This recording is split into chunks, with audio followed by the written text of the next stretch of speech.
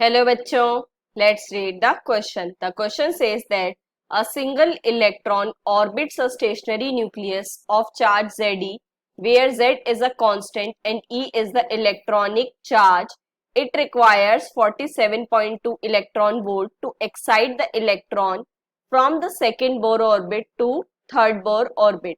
Find the value of Z, energy required to excite the electron from third to fourth orbit, the wavelength of radiation required to remove the electron from the first orbit to infinity, the kinetic energy, potential energy and angular momentum in first Bohr orbit and the radius of first Bohr orbit. तो देखो बच्चों, सबसे पहले की concept है हमारे पास, that is Bohr's model.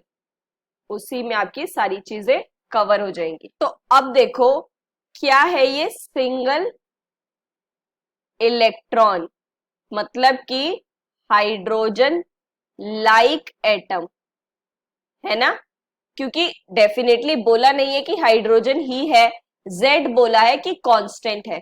ठीक है, तो इसका मतलब ये क्या है, हाइड्रोजन लाइक एटम. तो हाइड्रोजन लाइक एटम के लिए एनर्जी होती है nth ऑर्बिट के लिए, that is -13.6 Z square by n square electron volt. ठीक है बच्चों, अब देखो हमें क्या गिवन है कि जो एक्साइट हुए electron second orbit to third orbit.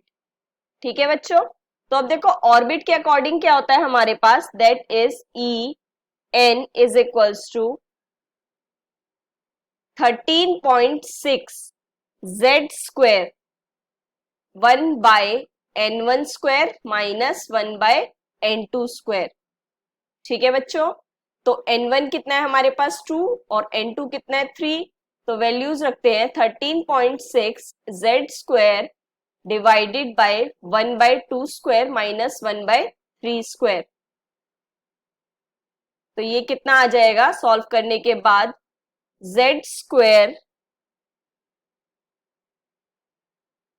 Into 13.6 into 5 by 36.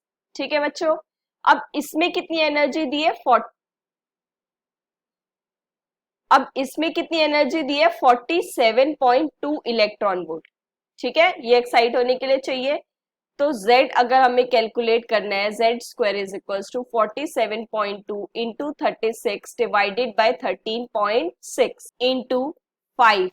तो ये सॉल्व करने के बाद आपके पास Z क्या आएगा, दैट इज 4.9. अब हम ये इंटीजर के अक्रॉस लेंगे, दैट इज नियरली 5. अब उसके बाद देखते हैं हम एनर्जी फॉर ग्राउंड स्टेट. तो ये कितनी हो जाएगी, अब देखो जेड स्क्वायर करोगे तो देखो ये कितनी हो जाएगी, -13.6 इंटू जेड स्क्वायर मतलब 5 square and then 1. Ground state के लिए 1 होता है, तो ये कितना आ जाएगा -340 इलेक्ट्रॉन वोल्ट. और अगर हम ई एन को लिख सकते हैं किस फॉर्म में, that is E1 divided by n square, right. तो थर्ड टू फोर्थ ऑर्बिट जा रहा है, तो E4 माइनस E3, तो ये कितना बन जाएगा, that is E1 into 1 by 3 square minus 1 by 4 square. तो ये कितना आ जाएगा आपके पास 340 इंटू 7 डिवाइडेड बाय 144. तो टोटल ये कितना आ गया 16.53 इलेक्ट्रॉन वोल्ट. ठीक है बच्चों, अब बात करते हैं मिनिमम एनर्जी रिक्वायर्ड. ठीक है बच्चों, देखो ये तो बी पार्ट के लिए हो गया, ये सी पार्ट के लिए हो गया. तो हमें पता है एच सी बाई लेमडा, ये कितनी है इलेक्ट्रॉन वोल्ट में है, तो 340 इलेक्ट्रॉन वोल्ट की वैल्यू रखो 1.6 इंटू 10⁻⁻19. ठीक है बच्चों, अब अगर हमें वेवलेंथ निकालनी है तो क्या करेंगे हम, H C divided by 340 into 1.6 into 10⁻⁻19. H C की वैल्यू रखो 6.6 into 10⁻⁻34 into 3 into 10⁸ divided by 340 into 1.6 into 10⁻⁻19. और ये कितना आ जाएगा हमारे पास, दैट इज 36.4 इंटू 10⁻⁻10, तो कितना बन जाएगा 36.4 एंगस्ट्रॉन। ठीक है बच्चों, अब देखो for D part, that kinetic energy in first orbit.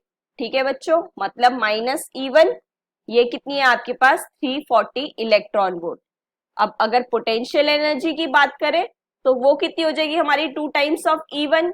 ठीक है, तो ये कितनी हो जाएगी -680 इलेक्ट्रॉन वोल्ट। और angular momentum, let's say that will be L is equals to H/2 pi.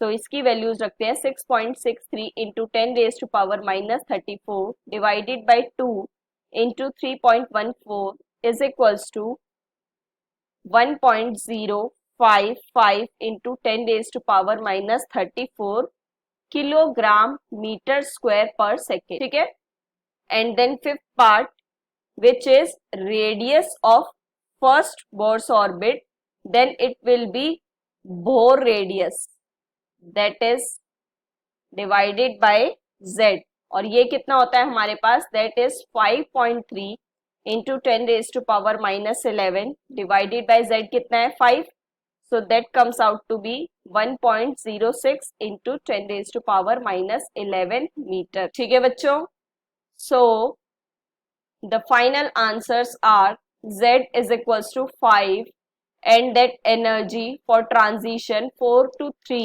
that will be 16.53 electron volt, and that wavelength is 36.4 angstrom. Then kinetic energy is 340 electron volt, potential energy is -680 electron volt, and angular momentum is 1.055 into 10⁻⁻34 kilogram meter square per second.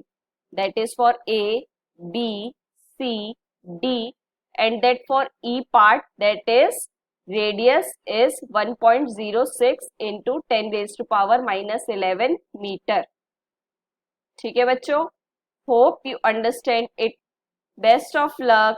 Thank you.